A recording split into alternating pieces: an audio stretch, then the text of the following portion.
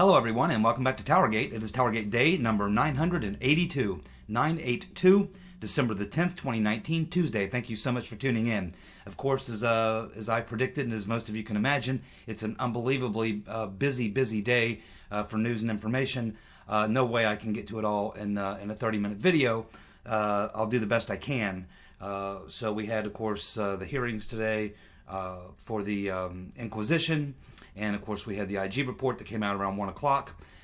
People are just now digging into that and finding things out. A lot has happened. Of course, also we had the issue with Sunday's video, and so a lot of people didn't vote for Dumbass of the Week because it uploaded so late. Some people did vote. I tallied up the votes. I will announce the winner of Dumbass of the Week, but I'm just going to tell you who won. I'm not going to do what I normally do, going down, person by person, how they voted. We just don't have time. But I will give you the winner of the Dumbass of the Week, and hopefully next week it'll be back to normal. But in the meantime, we have a lot of much more serious news to cover, so let's go ahead and get to it. Well, as most of you know by now, Inspector General Huckleberry Horowitz, the custodian, did exactly what we expected he would do, what he always does, and what his job is to protect the institution. And he made every effort to do that, but it's not going to work. Of course, he did the best he could at a whitewash. It's pretty obvious based on the fact that Barr and Durham both made statements immediately after the report was released that they disagreed with particularly his findings, particularly the findings that it was properly predicated and it was not political bias. We'll get to that more in a moment. But anyway, Huckleberry Horowitz has done just exactly what I said he would do, is he found errors, lapses in judgment, and he's made 9 recommendations. He did find 17 errors with the FISA application, but according to Huckleberry Horowitz, no political bias, and the Crossfire Hurricane investigation was properly predicated. Bullshit. You know it, and I know it, and everybody else knows it. Total bullshit. Fortunately, he doesn't have the last word. Now, Huckleberry Horowitz understands something very clearly. You're going to offer 9 recommendations. You're going to create some new rules and some new regulations and some new policies to make sure it never happens again. Well, they already had all these policies, all these procedures, all these things already in place to make sure this never happens again because of the last time it happened, and the time before, and the time before, and the time before. But that doesn't work. They always go ahead and violate them anyway, and then we get another IG investigation which tells us they violated all these things, so we're going to make up some more rules. Well, what in the hell good does it do to create more and more rules if they can simply violate those rules and never be held accountable? You don't need 9 more recommendations, Inspector General Huckleberry Horowitz. What you need is 9 indictments. You indict some people and put them in jail, that will stop the shenanigans and the criminal activity. But of course you can't do that, Huckleberry, because you and your socialite Democrat wife don't want to be kicked out of that Georgetown cocktail party circuit, which you're so often featured at. That's right, Huckleberry Horowitz and his wife, she's a big-time Democrat activist and socialite. Both of them are, of course, always at these Georgetown cocktail parties, rubbing shoulders with these Democrats and deep staters. That's their friends, that's their peeps, that's who they serve. So naturally, it shouldn't have surprised us that Huckleberry Horowitz did exactly what we said he would do. He came out and he essentially ran a cover-up. Now, obviously, Barr and Durham are very pissed about this because both of them, or at least Durham in his statement when he came out immediately after the Horowitz report came out, Durham put his statement out. And we know for John Durham to comment on anything is extraordinarily rare. This is something he would never do. So he must have been seriously pissed because both Barr and Durham advised Horowitz about a month ago that they have additional information he doesn't have that will prove that his conclusion that there was no political bias affecting the investigation and it was properly predicated, they told him they have information that's contrary to that. And I think what they were wanting him to do, and what he should have done in his report, was say, I cannot make a finding as to whether or not there's political bias or proper predication, because I am limited to, how I can investigate this. But there's another investigator, Mr. Durham, looking into this, and he can look at a lot more than I can look at, so he can make that determination. I am not going to make a determination on that at this time. That is what Horowitz should have done. That's what Barr and Durham expected he would do. But that's not what he did, because he doesn't want to get kicked out of the Georgetown cocktail party circuit with his socialite wife. So, we got the pretty much of a cover-up from Horowitz, and he's attempting to do what he gets paid to do, which is to protect the institution. And he did a hell of a good job. Problem is, it's not going to fly. Why do we know that? Well, as I just said, because immediately after Horowitz released his report, Durham put out his own statement saying, and I'm not going to read the whole statement, but here's the most meaty part of the statement from Barr, where he says, based on the evidence collected to date, and while our investigation is ongoing, last month we advised the Inspector General that we do not agree with some of the report's conclusions as to predication and how the FBI case was opened. So here we have Durham coming out immediately taking issue with Huckleberry Horowitz, and that's not something you would generally expect to see, especially from Durham. What does this tell us? Well, it tells us that Durham has reached a different conclusion, that there was not the proper predication to open the Crossfire Hurricane investigation, and possibly other things. But that's the biggie. That's the biggie, because that goes to what I was saying yesterday about why they did it. Horowitz told us what they did, but he went one step farther. He said why they did it, essentially, but he doesn't know, or he's just running cover-up.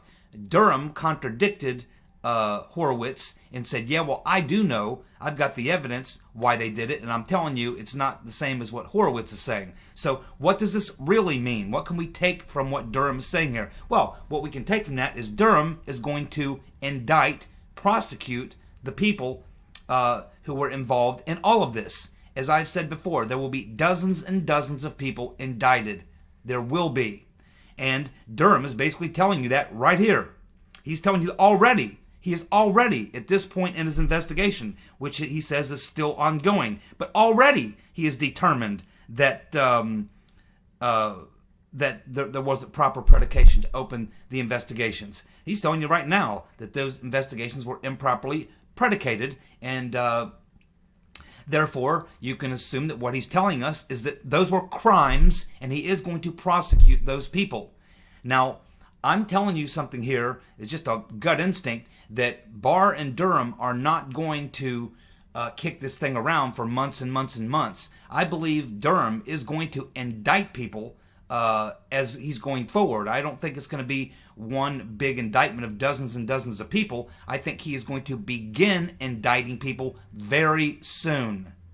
Very soon. I think you can start looking for the indictments to start coming down. For those people he's finished investigating and feels he's pretty much got everything that they were involved in, I think that those people he will go ahead and begin making those indictments and charges. I think there's other people and other things that are not quite sorted out yet, which are still waiting, but he will eventually get to them as well. So I'm thinking that we're not going to have to wait too much longer before Durham is going to begin the process of indictments, and it could go on for weeks and weeks or months and months before he finally gets through the whole thing. But I would look for indictments coming from John Durham sooner than later, based on the statement he put out. Then, to back him up, we also had Attorney General Barr coming out shortly after Durham and saying, in his statement, again, I'll read one of the more important things from his statement, where he said, the Inspector General report makes it clear that the FBI launched an intrusive investigation of a U.S. presidential campaign in the thinnest of suspicions that, in my view, were insufficient to justify the steps taken. So here's Barr agreeing with Durham that there was insufficient evidence to launch the investigation. And of course, Horowitz already blows up the entire FISA thing. I mean, you really can't fault him on the FISA. He does blow the whistle on it, but making recommendations of what they can do differently is not going to cut it.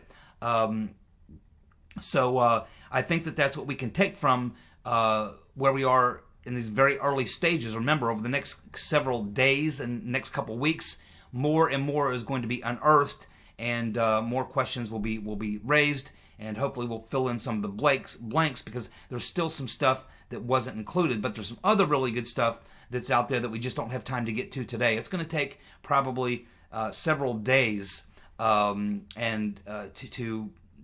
get a lot of the key things from the IG report, just limited on time, so I'm just going through the main things. But there you go. My overall general take here is that the FISA warrant is clearly, the Horowitz report shows that they clearly defrauded the FISA court, lied to the FISA court, knew they were lying to the FISA court when they were doing it, and also Horowitz blows up the dossier, completely blows it up. The two key things, the FISA warrants, the dossier, the two key things Horowitz was looking at, he blew them both up. The only difference here between Barr and Durham are that he says it was not politicized. There was no political motive for it, and that it was properly predicated. And on those 2 points, it appears that Durham and Barr disagree. And what that means is they are looking at indicting people. They have other evidence that shows it was politically biased and it was not properly predicated. And what that means is criminal indictments. They're telling you that right there.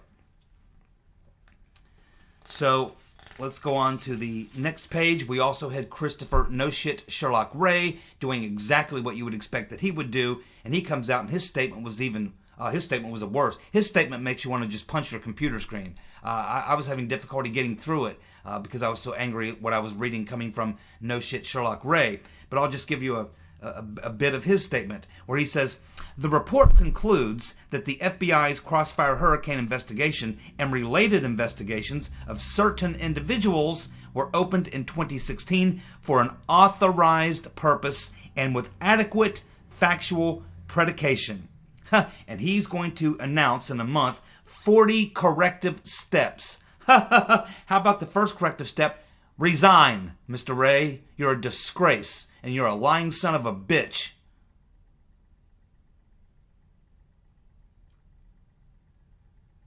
Authorized purpose with adequate factual predication. Bullshit.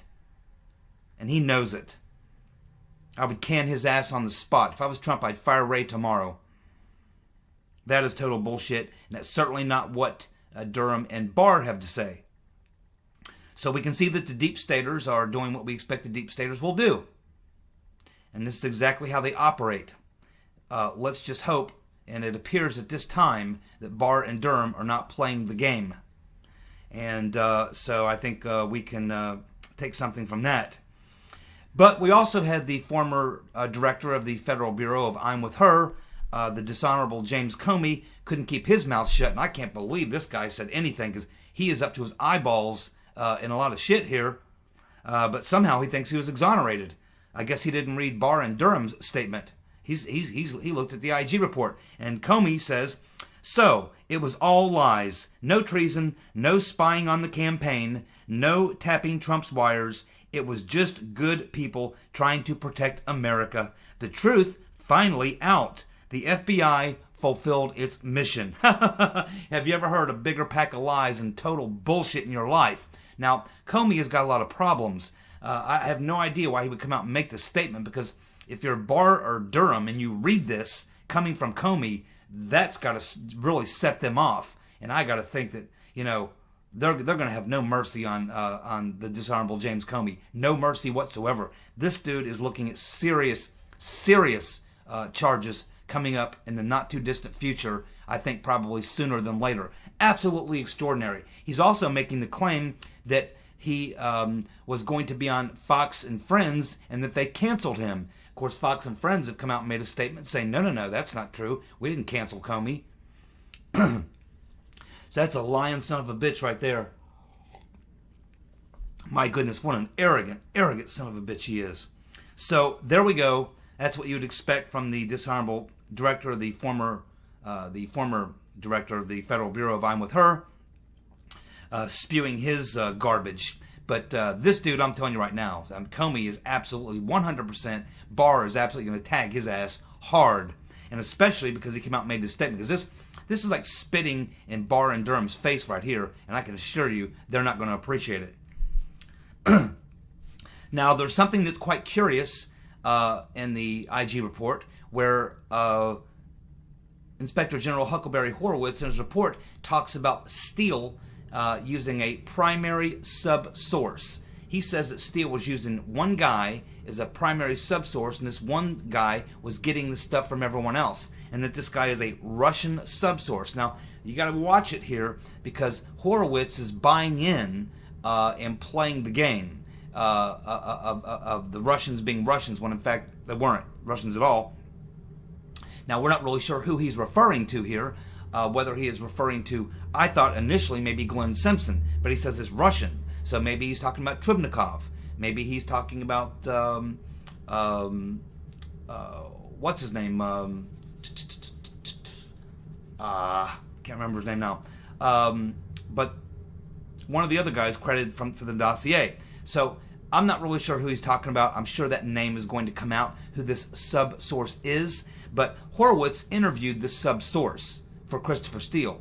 And the sub-source told Inspector General Horowitz that he can't believe that Steele actually would try to peddle this stuff off, that he knew it was all garbage, and that he doesn't vouch for Steele at all. So even Steele's #1 sub-source says, no, Steele's stuff was garbage, and I'm not sure where he got that. I didn't tell him that. I gave him some information, but I gave him no hard facts. I said this is just stuff you could look into, stuff you could get off the internet. And Steele took it as law, and then he embellished it, and then fed it to the FBI and the State Department and the media and everybody else who would buy into it. And that's exactly what he did. So I'm sure that we will find out sometime. I'm thinking maybe Trubnikov or what's his name? Kalimnik. Yeah, I'm thinking either Kalimnik or Trubnikov is who they're referring to here as a subsource. That would be my guess. But there's a couple other characters it could be. They're just not very credible. But anyway, we're going to find out probably. Someone will narrow this down and sniff this out in the next week, who this subsource is. I don't know why Horowitz didn't reveal that. But I guess there's some reason for that. But I'm pretty sure that someone will sniff that out within the next week. But let's just go over some of the things that we have learned that are the reason why I'm telling you that Durham is going to charge multiple people with serious crimes as a result of what we've learned today. And of course we know that Durham knows a lot more. So we learned that the CIA believed that the dossier was just internet rumor, but they went ahead and used it in the ICA anyways. Well, there you go, Mr. Potato Head. John Brennan, lawyer up, brother. Lawyer up. Because you put in that ICA the Steele information, you lied to Congress about it, and now Horowitz had discovered that the CIA didn't believe the dossier themselves, but they went ahead and used the information in the ICA anyway, and that's what provided the predicate for the coup. The coup, not just the investigation, not just Crossfire Hurricane. No. The coup. John Brennan is looking at serious criminal charges. The Inspector General report shows that there were 4 members of the Trump team that were spied on, not just 2. Yes, and this is something that we were talking about months and months ago, that we were hearing that there was 4 people. Of course, we knew Carter Page. We assumed Manafort, and that was pretty much a given. But the other 2 were never really known. But I'm pretty sure that we're going to find out that the other 2 were certainly Papadopoulos and I think probably Jared Kushner. Those would be my guesses. Papadopoulos and Kushner, I'm thinking, are the 3rd and 4th, Manafort being the 2nd, and of course we know Carter Page was the one that's actually named in the IG report. The other 3 are not, but I think we can figure them out pretty easily. Comey knew that the PP-Gate story that he briefed Trump on was bullshit when he briefed Trump on it. There you go. That's another criminal charge for Comey, telling the president something he knew was obviously false, and that in fact the entire thing that he was doing there, briefing Trump in Trump Tower, was to give CNN the predicate to run the story so that BuzzFeed could release the dossier, and that was all a setup between Clapper, Brennan, and Comey. It was a staged series of events to get the dossier released. And of course, now we're learning that when Comey told Trump, and that's the only thing he told him was the PP-Gate story. He didn't tell him any of the other stuff. He just told him the PP-Gate story, and now we know that when Comey told Trump that, he knew it was bullshit. That's another serious criminal charge, and also there's the conspiracy around trying to frame the president on with that meeting, and of course the whole media leak thing that they did. That was a little conspiracy that they ran there. That's multiple charges involved there. Comey's looking at a lot of time in federal prison, probably the rest of his life. Peter's been stroking us. Was not the sole or even the highest level decision maker in opening the counterintelligence investigation into the Trump campaign. Well, then who else would have known? Well, if he was not the sole or even the highest, who would be higher than him? How about Obama? How about his boss, Bill Priestap? And probably McCabe, because he was all about that too. I'm pretty sure that McCabe, Priestap, and Obama all knew. I don't think Peter's been stroking us would have opened that counterintelligence operation without them all knowing. I think it was all of the above. Let's see. Trump never received a proper counterintelligence briefing. They never properly briefed him and told him that there may be people in his team that were being targeted by the Russians. We've discussed this time and time again. That will be another criminal charge. That will be on Peter's been stroking us. He's the one that gave the briefing. We learned that the dossier played the central role in the Carter Page FISA. In fact, the essential role, yes, we learned that from McCabe, told us that without no dossier, no FISA warrant. And of course, Horowitz blows up the dossier completely as being complete bullshit. And they knew it was bullshit, by the way, and he proves that too. The FBI offered Steele significant amounts of money to spy on and dig up dirt on Michael Flynn.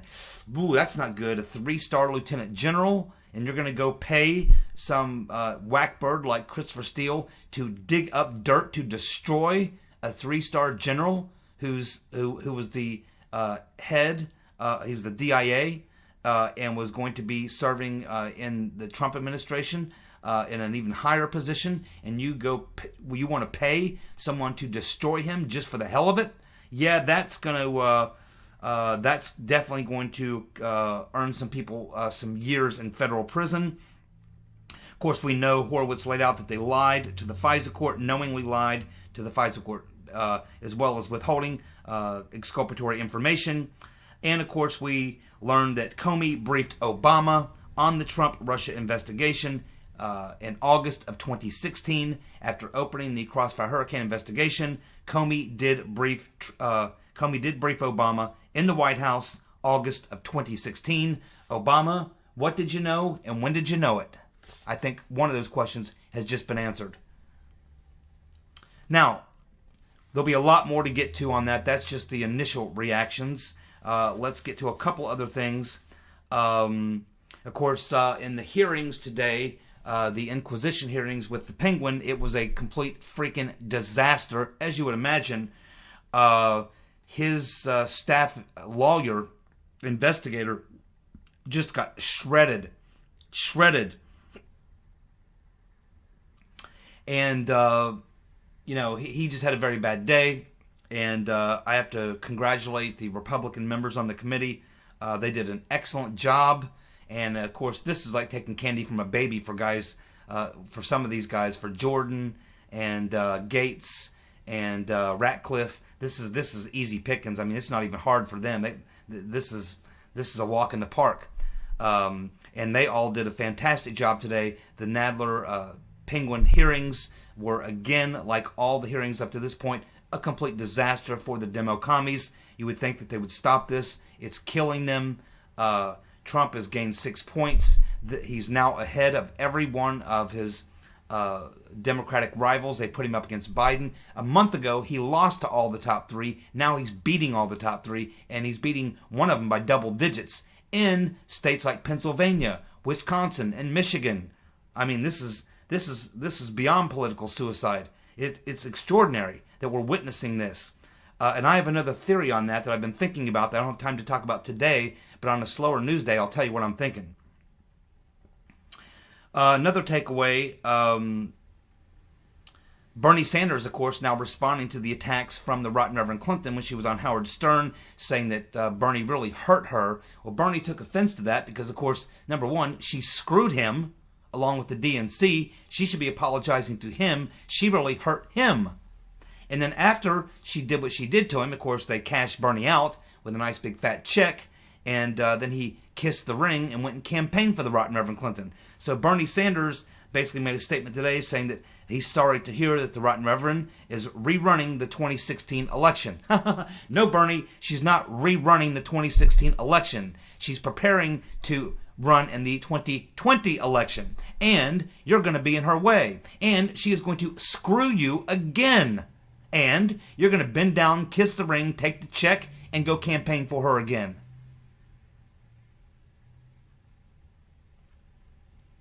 The big winner from the IG Horowitz report. I think that's the easiest question of the day. Who was the big winner? Well, Trump was a big winner, obviously, and he's going to continue to win big. And when Durham starts indicting these criminals, he's going to win much bigger.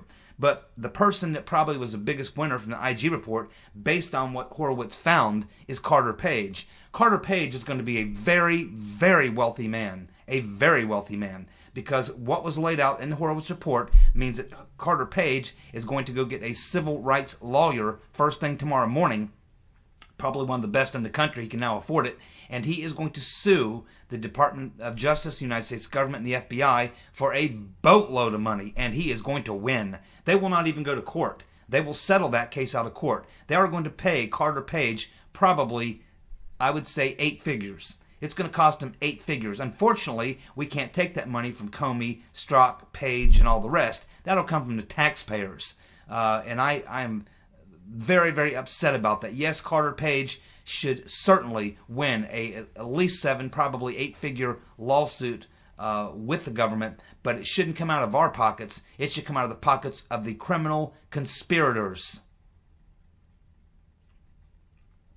Rudy Giuliani is going to be giving his report on Ukraine to the AG Barr, Department of Justice, by the end of the week. It will show that there are currently 6 open cases in regards to Biden and Ukraine, and also going to show damning evidence of their criminal activities. Not just those 2, but others as well.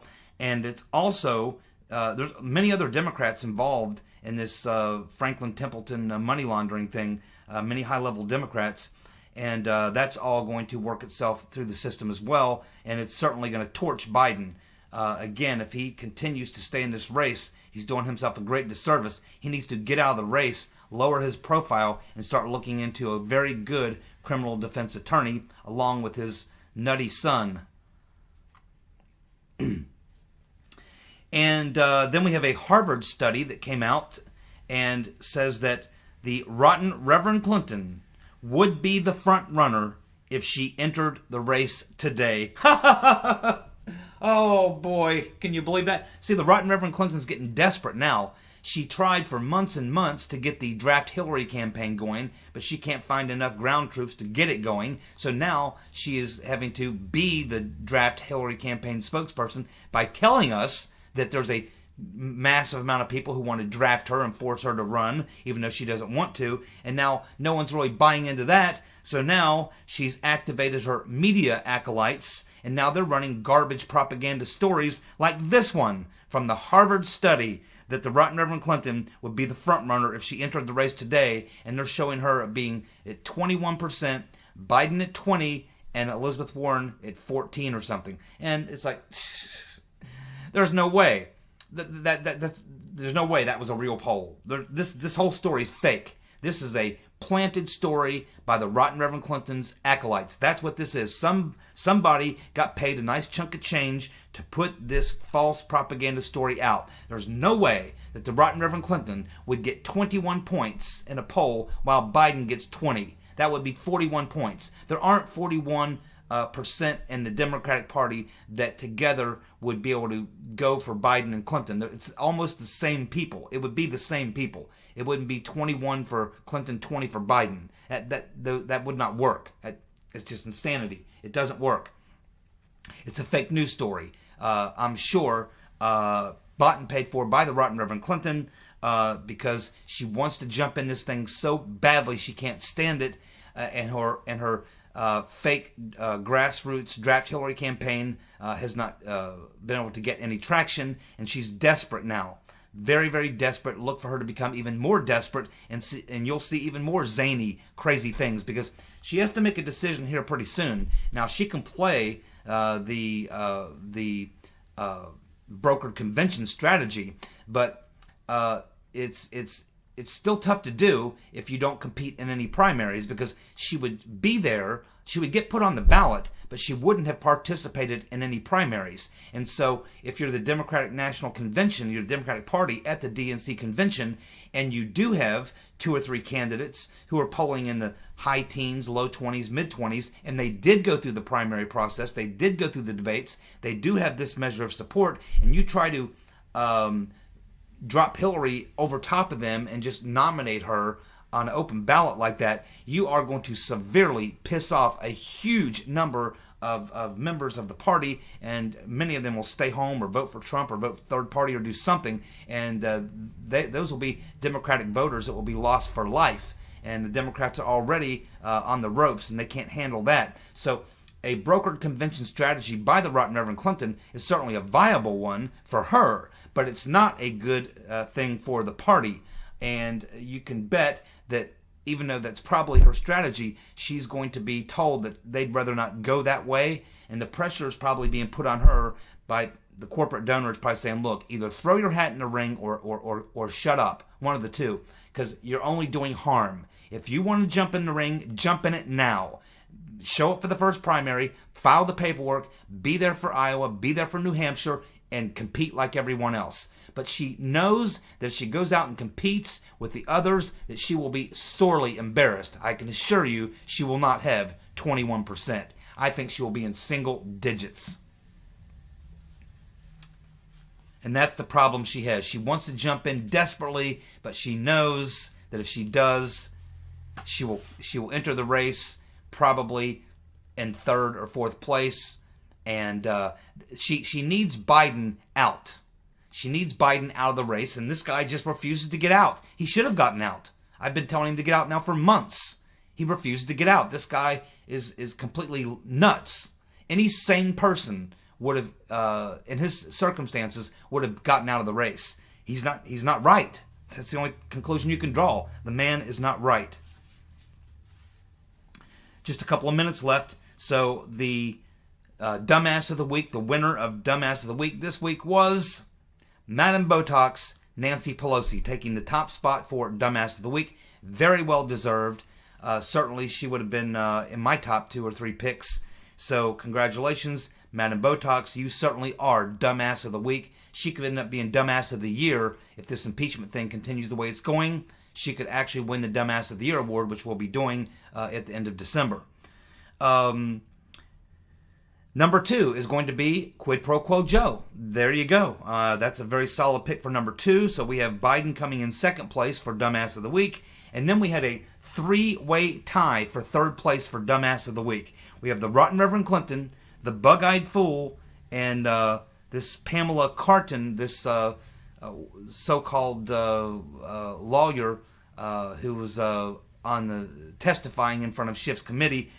She, along with Schiff and the Rotten Reverend Clinton, tie for 3rd place. There you have it. Pelosi, Dumbass of the Week, Biden number 2, and a 3-way tie between the Rotten Reverend, Schiff, and Pamela Carton. Now, one final thing. I have about a minute to go here. We keep hearing this phrase, and I imagine I probably even used it because it's, we're talking about the IG report all the time. The IG report's coming out, the IG report, this and that. And also we're now hearing this phrase, and I may have even used it myself, I don't know. The Durham report. My friends, there's not going to be a Durham report. He's not an inspector general. He's not doing an inquiry. He's not doing a review. He is in a criminal investigation. He's a criminal prosecutor, a U.S. attorney. What will happen with Durham is not a report. What will happen with Durham, he will investigate these things. When he finds a crime that he can prosecute, he will file charges, indict, and prosecute people. And if he can't prove the crime, he won't. There will either be indictments or there won't. There won't be a report. There will be indictments. No report coming from Durham. Criminal charges are coming from Durham. Not a report. Thanks so much for tuning in. I'll be back tomorrow with more TowerGate. See ya. Bye.